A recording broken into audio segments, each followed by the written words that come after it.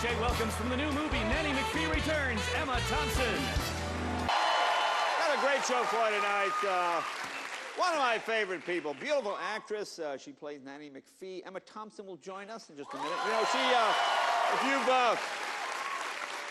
seen these Nanny McPhee movies, she just goes through this amazing transformation. It's one of these things where it's like hours of makeup. Here, take a quick look. Here she is being made up. When Paul is finished painting, she stick my monobrow on, and she stick my warts on, and she stick my hair on. And then there's these ghastly big pair of false teeth. And these fit over my own teeth, here, like that. And there she is. There you go. You see, it's like you.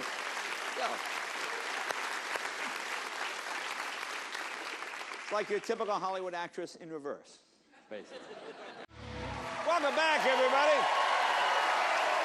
My first guest, Oscar-winning actress, and a lot of fun. Her new film is called Nanny McPhee Returns, and it opens nationwide August 20th. Before she comes out, take a look at some of the terrific films she's been in. Take a look. He that hath a beard is more than a youth, and he that hath no beard is less than a man. Oh, hello, this is New Hampshire. These people don't know you. They probably don't even remember your state. They're waiting to be swept off their feet by Orlando Ozio, who's the governor of a real state, but they came to meet you, and you didn't show. I have endured her exaltation again and again, whilst knowing myself to be divided from Edward forever. Believe me, Marianne, had I not been bound to silence, I could have produced proof enough of a broken heart, even for you. I shall give you half an hour to be up, washed, dressed, teeth cleaned, beds made, and out into the garden for some healthful fresh air before breakfast.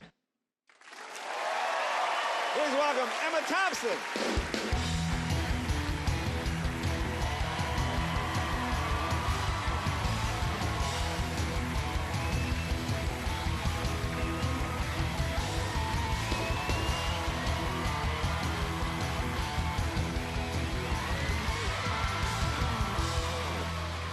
There you are. I love your bag. There you That's go. so great. Thank you.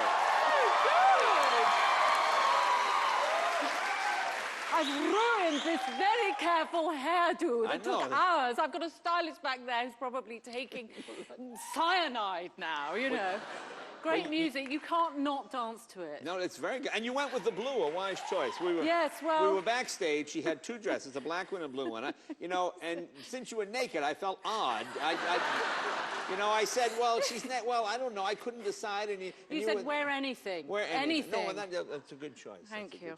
Well, congratulations. She got her star on the Hollywood Walk of Fame today.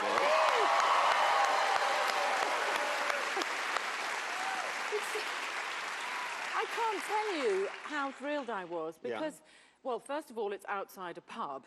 Right. Literally. So you step into the pub on my name and out of it. Oh, there you are. As well. So I'm hoping that they'll see a lot of action there. And it's just very appropriate, you know, because I love pubs and drinking. So, which I know is unfashionable in Los Angeles these days. Well, not really. It's you know. Yeah. But as well, you know, because I came here when I was 14 years old with my dad, who was directing a play. And because we never went on holiday, so Los Angeles was this extraordinarily strange place. I mean, of course, this is in 1875. Right. But, you know, there were... but it had been settled. It had been settled, yes, absolutely. And we were staying in this house on Blue Jay Way, which had a conversation pit, and it was carpeted with very thick yellow carpet and had a disco ball, and Alice Cooper rented it after we met him. He was very nice, actually. And Dad took us to Ralph's supermarket, and I will never forget this, because he said, you take a basket, you know, one of those rolly things, and you can have whatever you like. And we went round, and we couldn't get over the fact that you could buy bacon and makeup in the same place. Yeah. Because, of course, in those days, in Britain, we knitted our own bread and, you know, everything was, there were no roads and, you know, it was tough. And if I doubtless made of the same ingredients, you know. Well, I know in England they've just opened a chain of bacon and makeup stores, haven't they? It's become quite fashionable. Bacon and makeup. Yeah, made from the same product. Pig, you know. Now, speaking of bacon, there's a pig in this photo. Show that photo. No, okay, that's... Yes, look, a pub, a pig, and a pint. There what you more go, could you want? Yeah, there you are. Now, have you worked with pigs before? Is that a... Have you done... Well, I have, you Yeah? see, Yeah. because there are synchronised swimming pigs in our new film of Nanny McPhee. Synchronised swimming. Synchronised swimming pigs. Oh, you have been drinking. I had that night. I thought, what would be funny here? I know, pigs swimming in water would be very, you know, little sort of... And it's a fantastic bit. Have you got it? Have you got a clip of the pig synchronised I don't think swimming? we have the pigs. Oh, for no, God's I'm sake. sorry, we don't. I could do it for you. Can you do it? Well, you know what? When we were actually doing it, we had the kids playing, and they were standing on the side of the lake where these pigs do this swimming. And it's very difficult to get children to laugh sort of spontaneously. Right, it's hard for them as actors. So I said to the first AD, drag me into the water when we shoot. So when you watch the film and the children are laughing at these pigs doing all this with their trotters, they're actually laughing at me pretending to be drowned by the first AD, which just shows you what depraved little articles children are at heart. Now, you were recently in Scotland. You know, my mother's from Scotland, so I have a great affinity for Scotland. Yes. And where were you? Were you in the city? Where were you? No. We live in a sort of farm. We live in Scotland and London. It's sort of a farm. What does that mean? Well, it was a croft. It was a croft is a place where very, very poor people would have raised animals and would have had the animals in the downstairs bit. Oh, okay. And they slept upstairs, which, you know, we still do. Yeah. Because it's warmer like that. Okay. And we have sheep, which we eat. Okay. I mean, not, you know, sort of there suddenly in the fields. We don't suddenly jump on them and start eating them. We have them taken off and slaughtered and shaved, obviously, first. Okay, yeah, you see. It's always best to shave them before you eat them, because then you're up all night with the dental floss, you know. Yeah. Oh, the crowd loves to hear that stuff. Let's move on to another subject. Let's do it. Oh, dear. Now, look, we'll take a break. When we come back, I want to talk about your wedding anniversary. We'll be right back. More with Emma. Time with Emma Thompson. Nanny McPhee is the movie. Now, I know you just celebrated a wedding anniversary, correct? Yes, I did, yeah. Well, I've been with my husband for 15 years, but we had our 7th wedding anniversary. Okay. So it was nice. I gave him... I know, it's extraordinary, isn't it? So how did you celebrate? What did you do? I gave him an archery set. An archery set. All right. I don't know why I did that. Perhaps I have some sort of bizarre death wish, because the arrows are really sharp, you know. Right. So... I mean, did you put an apple on your head, or...? Yeah, well, no, because he's not good at it yet. But also, I had forgotten that every time I give him a present that's, you know, has a blade or something pointy, he hurts himself. And I'd forgotten, because the first present I gave him was... we have these things called Leatherman. Do you have them here? I carry a Leatherman. It's fantastic. I work on my car. So I gave him a Leatherman very early on in our relationship, and he was very sort of, oh, these are just great. These things are so great. You can cut anything with these. You can just,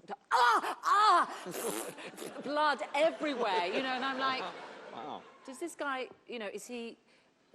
And every time I give him something, like the archery thing, he let off his first arrow and then walked off towards the thing, and I thought, he's walking funny. He's walking funny. And he was just trying to hide the fact that he'd taken a huge bit of skin off his hand and was bleeding profusely. So he was walking along trying to sort of hide the fact that he was bleeding, you know.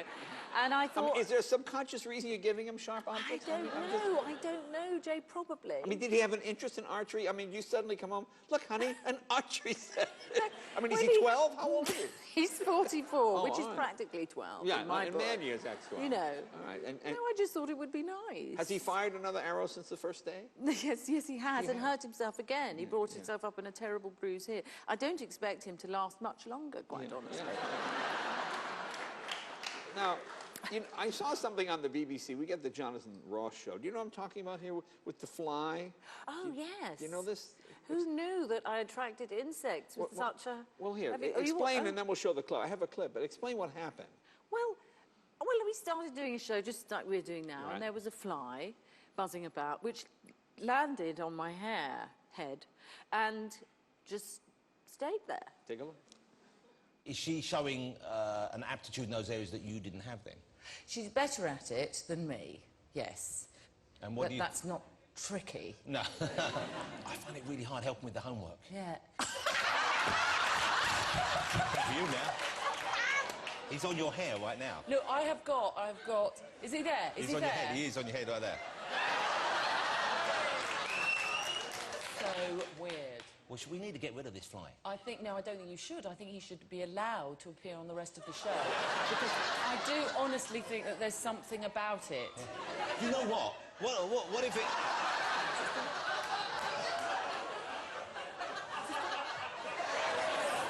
He's right in there now. Perhaps if I ate that looks like the biggest nit I've ever seen in my life. Ladies and gentlemen, the fly.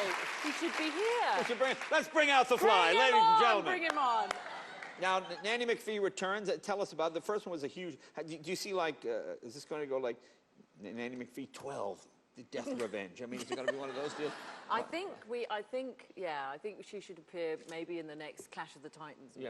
Yeah, right. I'm in the Clash of the Titans, actually. Do you know, did you see that film? I didn't see There was a, yeah, you were in it? No, you don't have to. It's just that Liam Neeson was standing there in a lot of gold and silver Tupperware playing Zeus. Right. And I was talking to him, and I was standing on set in my Nanny McPhee costume. I'd taken the false tits out already. Right. Grown men had fallen over and fainted, and Ray Fiennes had asked me out on a date. He's funny like that. Yeah. And, well, he had a pretend forehead and I had a pretend nose, and we thought they would make a good... Anyway, the camera was coming around, and the first AD said, OK, time to shoot. And I was standing there talking to Liam, and I said, hadn't I better go? And he said, no, it's fine. Rafe's just coming up here, and he's, you know, he's going to talk to me. Right. And I said, yeah, but I mean, he's talking to you, but I'm going to be here. And he said, oh, no, that's fine.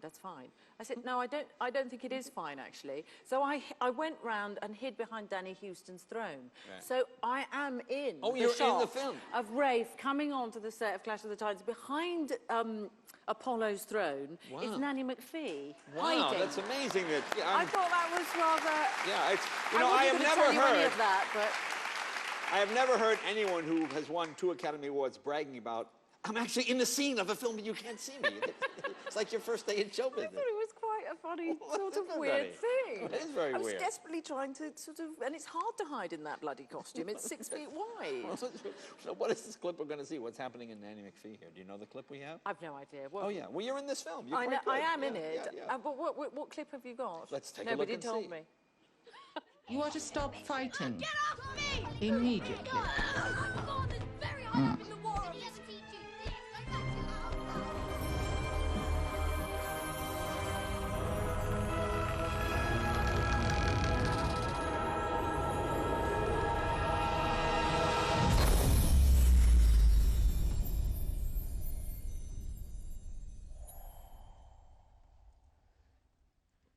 Was that supposed to impress us?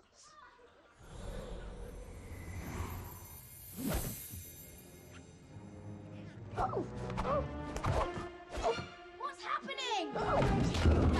Ow! Ow! No, not me too! Ow! It's her! What? She's making us do it! Ow! Oh, very good. The movie opens on the 20th. Well, those kids are fantastic. Emma, thank you very much. Be right back with the comedians of Chelsea Lately right after this.